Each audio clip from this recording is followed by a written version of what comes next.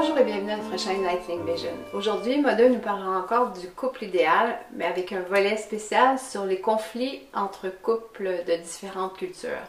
Bonjour Mother. Bonjour Nathalie. Bon, on a vu, on voit de toutes sortes de couples, puis on voit des couples de différentes cultures qui fonctionnent bien quand même, mais souvent il y a des conflits qui sont plus difficiles à régler, j'imagine à cause que plus il y a de différence, plus ça devient un peu plus complexe à résoudre ou les gens préfèrent ne pas, encore moins voir qu'est-ce qui est à la racine des conflits. Est-ce que c'est à peu près comme ça que ça fonctionne? Ça dépend beaucoup des individus, bien sûr, mais disons que j'ai eu plusieurs exemples au cours de mon existence de cette difficulté. Il est vrai que si tu es en couple avec une personne qui est née dans une culture complètement différente de la tienne, en plus si cet individu a vécu longtemps dans une autre culture avant de changer de culture et te mettre avec toi, dans ta culture à toi, ça peut amener à des difficultés particulières ou même supplémentaires. Je veux dire que si tu es canadienne par exemple et tu t'engages avec un homme qui est né en Afrique, cet homme peut être un blanc ou une personne de couleur, peu importe, je ne parle pas de ça, mais quelqu'un qui est né dans une autre culture, qui a grandi dans une autre culture, qui a été éduqué dans des valeurs bien différentes que les tiennes. Si cette personne vient au Canada, au plus tard quand il a 18 ans, peut-être 20, dans ce cas, tu as encore une chance que, si tu le rencontres quand il a 30 ans, qu'il a fait 10 ans ici, qu'il a changé quelque chose. Par contre, si la personne vient directement de son pays, dans le tien, et n'a pas fait une transition autre auparavant, le problème se pose réellement. Bien sûr, il y a une autre chose à prendre en considération, là où il est né, s'il est né dans une classe sociale, parce que ça compte dans beaucoup de pays de ce monde encore, dans une classe sociale où les gens étaient déjà très ouverts au monde, où la famille voyageait, où il a vu quand même goûter régulièrement à d'autres cultures, où il a appris à s'adapter à d'autres façons de faire, ça change. Ça veut dire que dans les couples interculturels, beaucoup dépend, malgré tout, de la conscience et de l'intelligence quelque part, de la finesse des deux individus. Si les deux individus sont très ouverts, chacun de son côté, à ce qui se passe ailleurs dans le monde, sont très flexibles, sont pas encore très âgés, donc pas très incrustés dans leurs habitudes. Plus tu es jeune quand tu rencontres l'autre, mieux c'est, parce que les habitudes ne sont pas encore complètement durcies comme du ciment. Tu peux avoir une chance. Cette chance reste, même si les personnes sont plus âgées, mais à ce moment-là, ça devient quand même plus dur parce qu'il faut beaucoup de volonté, beaucoup de conscience des deux individus pour pouvoir se connaître, se changer et s'adapter. Certains couples arrivent, d'autres non. Tu ne peux pas dire que ça ne marche pas d'avance. Tu ne peux pas dire non plus que ça marche parce que les deux ont 20 ans, ils sont encore jeunes. Non, ça, tu ne peux pas le dire comme ça. Ça dépend absolument des deux individus, de leur caractère, de leur structure, de leur conscience surtout. Mais il est vrai que quand on parle du phénomène du conflit, souvent les conflits traitent directement la différence de culture. Ouais. C'est-à-dire que j'ai eu des récits, par exemple, des femmes qui me disaient oui, mais chaque fois quand on coupait ensemble les légumes dans la cuisine, lui il voulait couper ses oignons ou d'autres choses de telle façon parce qu'il avait appris ça chez lui comme ça, et moi je voulais que ça soit autrement. On n'a jamais pu s'entendre et c'était constamment sujet de conflit. Si tu approfondir la question, tu vas comprendre qu'en fait, ni les carottes ni les oignons n'étaient le problème, mais à la base de ce couple, il y avait déjà la différence de culture qui posait problème. Mais couper les légumes était le sujet par excellence où le conflit se manifestait concrètement.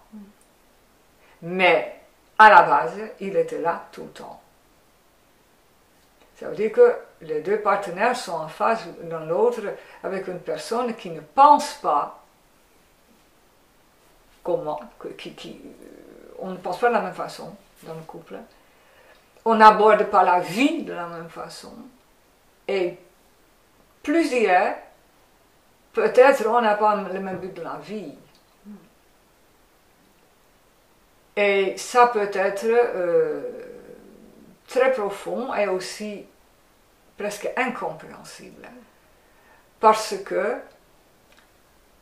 juste un exemple, si tu es né au Canada, le Canadien moyen, comme je l'ai appris à le connaître, il naît dans des familles, la plupart des familles, il y a des exceptions bien sûr, mais les valeurs sont plutôt matérielles.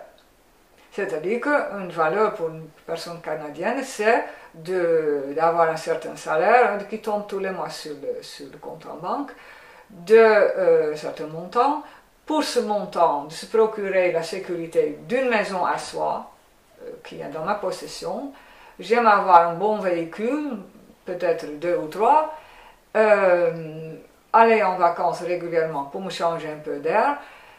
Ça, c'est les valeurs avec lesquelles beaucoup de Canadiens naissaient et sont éduqués au cours de leur enfance. Si quelqu'un, et là je dois rajouter, ces valeurs sont normales pour beaucoup de Canadiens. Ils ne peuvent pas s'imaginer que ça soit autrement, ils n'y pensent peut-être même pas.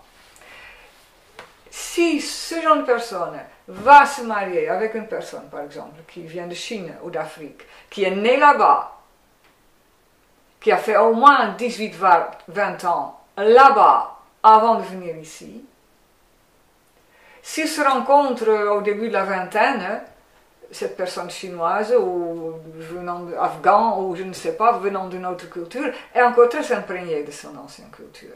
N'a pas encore fait ici 10-20 ans pour changer. Tu vas voir que peut-être dans cette culture-là, les valeurs ne sont pas complètement pareilles, disons, totalement différentes.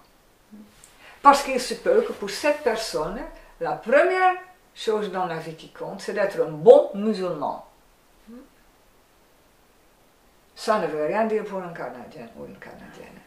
C'est-à-dire qu'elle peut mentalement le respecter, même l'accepter, et pourtant ça peut poser un grand problème au quotidien. Voilà. Parce que là, par exemple, où tu dis, il faut qu'on se presse parce qu'il faut être à l'heure au travail, sinon mon chef il va me renvoyer et je perds mon salaire, lui, il dit, ah c'est l'heure pour ma prière. Et lui, il n'a aucun problème de venir 10 minutes en retard au travail, voire un quart d'heure, parce que la prière, dans son pays, c'est une question d'honneur, non, ce n'est pas le mot, c'est extrêmement important. Ce n'est qu'un exemple. Et comme ça, dans le même couple, il y en a X. C'est-à-dire qu'une Canadienne va dire, ben voilà, on travaille toute la semaine durement, le week-end il faut faire le jardin, il faut faire les courses, avant que j'ai le temps de voir quelqu'un ou d'avoir de la visite, ben, le dimanche après-midi, s'il me reste du temps. Ah, pour lui, ça ne marche pas du tout comme ça. Accueillir des gens, ils peuvent, pour un musulman, ça c'est aussi une grande qualité, mais... Par exemple, ils accueillent le visiteur jour et nuit, il peut arriver quand il veut. Et quand il sonne à la porte, on est disponible. Ah, ça peut créer des graves scènes de couple. Si ça n'arrive pas une fois, mais régulièrement, ça peut être un vrai problème. Ben, ça, c'est la difficulté avec les différences de culture. Ça veut dire qu'il y a une différence, et ça compte aussi pour tous les couples, différence de culture ou pas, tu vas voir qu'il y a une grande différence au quotidien entre ce qui me semble tout à fait acceptable mentalement, oui, je peux comprendre que pour lui ça fonctionne autrement. Mais il y a une grande différence entre tolérer ça mentalement, intellectuellement, comprendre que pour lui ça fonctionne autrement, voir peut-être même l'utilité, et vivre l'affaire. Parce que quand le phénomène se produit concrètement dans ta vie, tu vas voir que dans ce coup, tu n'es plus tolérant du tout. Tu es plus que dérangé, agacé, tu essaies de ne pas le montrer parce que sinon tu es soit raciste, soit intolérante et tu ne veux pas être comme ça. Et ça monte la tension. Et ensuite, on commence à se bagarrer pour la brosse aux dents. Dans le verre ou en dehors du verre. Mais le vrai problème ailleurs, je suis confrontée à un énorme problème de tolérance pour des détails que je pensais rien du tout, qui jouent. Et qui sont peut-être beaucoup plus importants que je ne pensais. Ça veut dire que je dirais, en te mariant ou en te mettant en couple avec une personne d'une autre culture, il y a des exceptions, mais en règle générale, tu as des difficultés supplémentaires. Parce que déjà avec quelqu'un de ta propre culture, il y a toutes sortes de réadaptations. Même là, l'autre ne pense pas toujours comme moi, et on a d'autres habitudes, d'autres traits de caractère. C'est déjà tout un travail. Une personne d'une autre culture amène, en plus de tout ça, sa culture. Et maintenant, tout dépend du couple, de la situation. Si le couple, au niveau caractériel, n'a que très peu de choses à mettre au point, c'est très fluide. Dans ce cas, la culture peut, au fil du temps, trouver sa place là-dedans et être insérée, ça peut marcher. Mais si le couple, au niveau du caractère, a déjà tout un boulot à faire, et la culture et la différence viennent se mettre par-dessus du marché, ça peut être très difficile. Et encore, c'est la question, si la personne est encore très jeune, ou si les personnes sont encore très jeunes, il y a encore plus de flexibilité en général. Après 30 ans, ça devient déjà, l'âge de 30 ans, ça devient déjà plus difficile, après 40 ans encore, et ainsi de suite. Donc je dirais, ce n'est pas si facile à répondre, et pourtant, il y a des règles de base. Il y a des règles de base. C'est-à-dire que si la culture est une difficulté supplémentaire par rapport à d'autres qui existent déjà, ce n'est pas évident.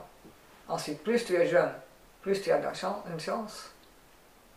Mais je dirais, ce n'est pas toujours évident.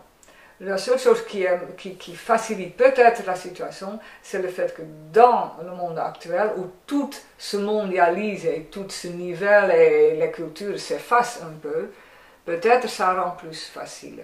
Mais ce n'est pas toujours sûr. Merci, Mother. Non, je pense pas que ce soit évident parce que c'est l'inconscience qui est toujours là, puis parce que des gens qui même de la même culture, pensent même pas aux choses de base. C'est vrai. Donc, si on ajoute, ça vient que les conflits sont infinis, puis comme on est inconscient, c'est plus difficile pour nous de régler ces problèmes-là. Mais merci, ça nous aidera sûrement à régler un conflit ou deux. Voilà. Avec espoir et patience et sagesse, on y arrivera sûrement à créer ce monde meilleur. Ça commence dans le couple et dans nos vies. Donc merci. Alors je vous souhaite une belle journée et nous nous reverrons très bientôt pour une prochaine vidéo. Bonne journée. An angel comes and takes us up to a land of light. Each night when we go to sleep, we're leaving earthly reality.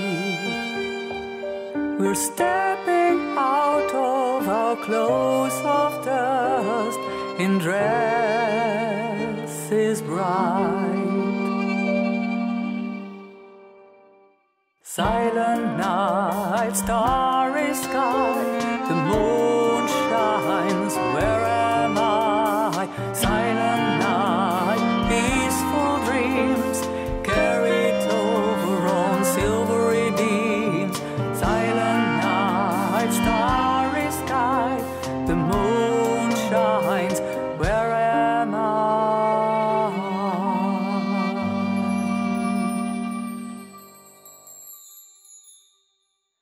Who remembers what he's been told up in heaven's paradise, where he is taught with loving care about wrong and right.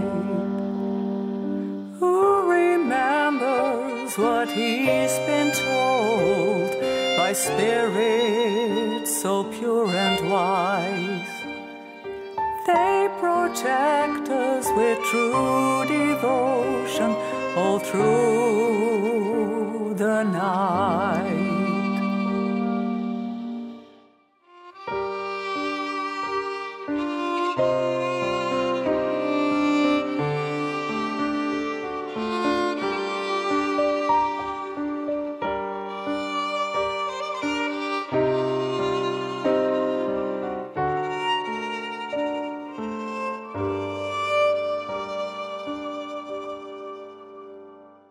Silent night, starry sky, the moon shines, where am I?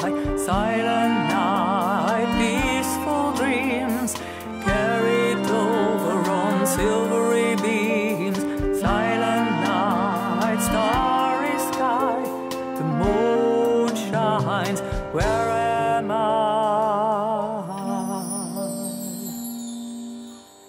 Silent night, starry sky, the moon shines, where